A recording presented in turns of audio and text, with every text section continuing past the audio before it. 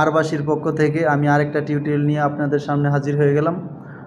তো এখন আমি বাঁশির যে টিউটোরিয়ালটা বাজাবো, তো এটা হচ্ছে সারগাম। আপনারা বাওভাবে তো আমি দেখাইছি, তো এখন উল্টাভাবে কীভাবে বাজাইতে হয় এটা দেখাবো। তো সারগাম আপনারা ভাও ভাও বাজাবেন, আবার উল্টা বাজাবেন।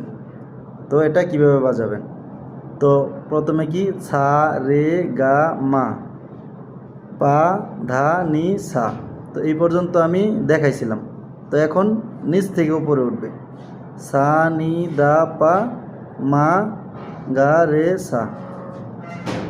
তো এটা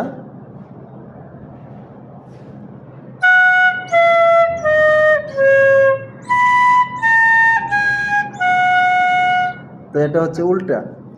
আবার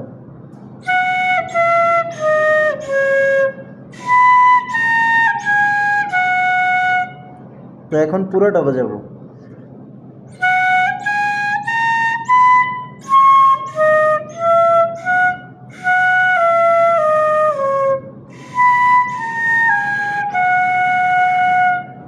তো এটা সারগামটা আপনারা বারবার প্র্যাকটিস করবেন, উপর থেকে নিচ, নিচ থেকে ওপর, উপর থেকে নিচ, নিচ থেকে ওপর।